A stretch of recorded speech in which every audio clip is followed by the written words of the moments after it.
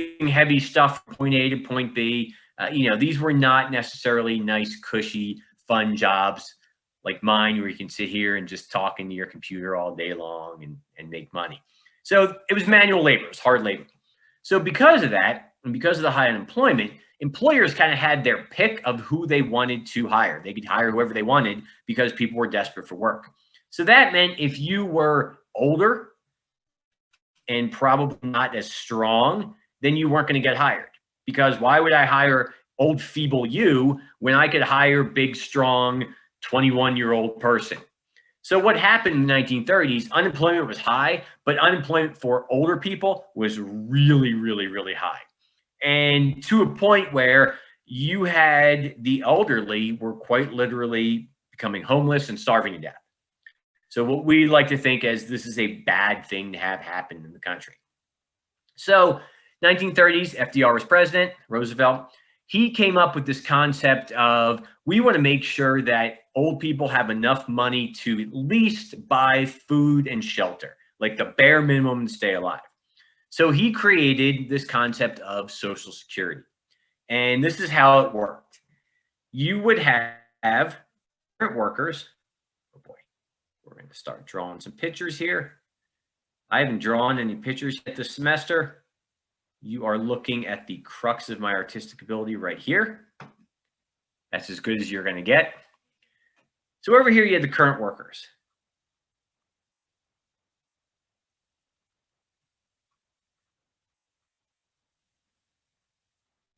Now, even though unemployment was very high, people were still working. About 75% of the labor force was still employed. So people were still working. So he said, this is what we're going to do. We are going to place an additional tax on the current workers. So as you remember, by 1936, there was already an income tax. Wasn't that high yet. Remember, we didn't get that mass tax until 1941. So not a lot of people were paying it. So some people were paying it, and they introduced another tax. So what they did was they took money from people who are currently working, tax money from people that are currently working. And they opened what was called a trust fund.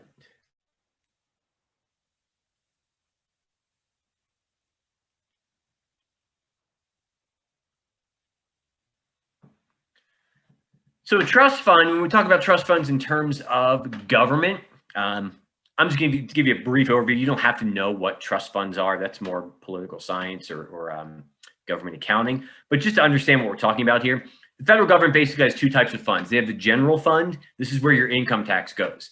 The general fund can be spent on anything at all. So income tax goes there, and then they distribute that between, defense, agriculture, interior, all the different departments under the executive branch. So, that goes to roads, schools, defense, anything that the federal government can do. Then you've got trust funds. Trust funds are limited to where the money can go. And it's defined by how the fund is set up. So basically, when the federal government sets up a trust fund, they'll put money in there. The only time that money can be spent is on whatever the purpose of that trust fund is. So this would be a trust fund to help elderly, give the elderly Americans a cash payment.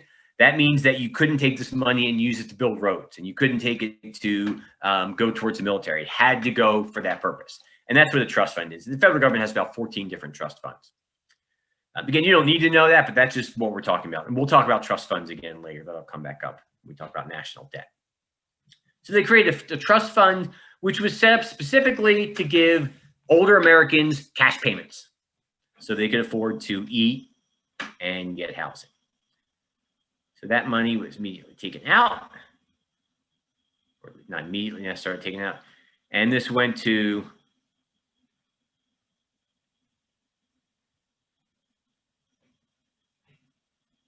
current beneficiaries.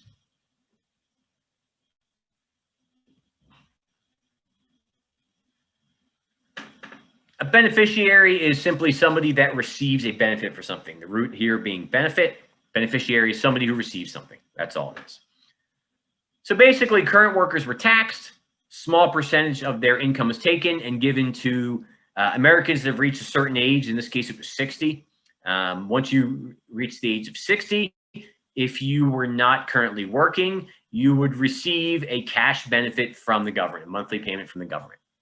And again, this was designed to prevent the elderly from becoming homeless, starving to death, all these bad things that were happening in the 1930s. So that's essentially how Social Security system works. It's exactly the same way today. It's, obviously the details are a bit more complicated, but this is understanding 90% of how it works. You've got this trust fund set up that goes to taking care of people after they've reached a certain age. So it's the current workforce that pays for the elderly, not like you work all your life and then you get that money back. You know what I'm saying? Are you currently working right now? Right. Okay. So I'm paying for the older people.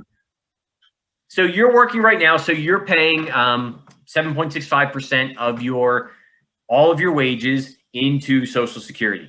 There is no account that says, here's Travis's money. And when Travis reaches 70, he's going to get this money. It just goes into a figurative pile of money. And then now it's saying, okay, Travis, now you're 70 years old. You will receive this benefit. Okay. So it's, and I think I can kind of see where you're asking here. So you're like late teens, early 20s. Does that sound about right? Yeah, I'm 27 actually. I'm an old. Okay, 27. Okay, well you're aging well. Okay, so you're 27. So that means you're gonna be eligible to receive Social Security when you turn 70. Right. Now here's the fun thing, and fun being in big quotes. Let's say you die when you're 68. You've spent a lifetime paying this tax that you will not receive any benefit from. It's a bummer. This is why I said, if you're having a good day, I'm about to ruin it. This is different than a normal retirement account. So let's say you've got a 401k or you're just saving money for retirement. That's your money. And you can use it whenever you want. You might not be able to get a hold of it until you turn a certain age, but this is different than a retirement account. So a retirement account, if you're saving up for retirement, that's your money. And if you happen to die before you can touch that money then goes to whoever's going to get everything that you own. Social Security is different. Now, the other end could also happen. You could work 3 years for your entire life. Let's say that you marry rich. You decide you're going to marry a super, super wealthy person. They're going to take care of you the rest of your life. So you've got like 5, 6, 7, 8, whatever years of work under your belt, and you never, ever work again. You're still eligible to collect Social Security when you're 70. And now let's say you live to be 130. We're going to say technology is going to create that. So now you're going to collect Social Security for 60 years, even though you've only worked for a couple of years. So there's definitely an imbalance here. This is different than just a retirement account. So yeah, there's, like I said, if you're currently working, not working at the table, you're paying into this. You may not receive any benefit from this. Now, did that ruin your day enough, or should we continue because it's going to get worse? Yeah. Let's continue. Okay, good. Yeah, it's an interesting, and what was really interesting, when Social Security first started, you had people receiving benefits that never put into it because the benefits started immediately. So if you were over 60 in 1937 when this started, you would receive benefits even though you never paid into the system at all.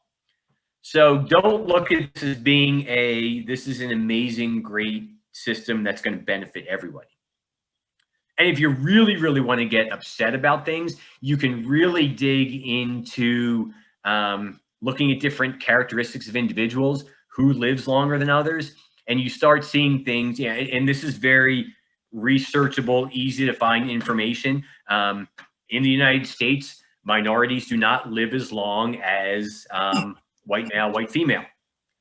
Therefore, they're going to receive less benefit on average, even though they're working. You look at stuff like that. Men don't live as long as women. So on average, women are going to collect this longer than men, even though kind of everybody pays into it equally. It's one of those equal pay, but not equal receive. And once you turn 60, I mean, at this point, when they decide to retire, Bill Gates, Jeff Bezos, they can collect Social Security. They've paid into the system, so they can collect Social Security. So it's not like it's only for a certain number of people. All right, let's ruin your day more. That's a great question, too. Very good question. Let's see how we can ruin your day more. So let's take a look at what you're actually paying here. We're going to take a look at a couple different concepts.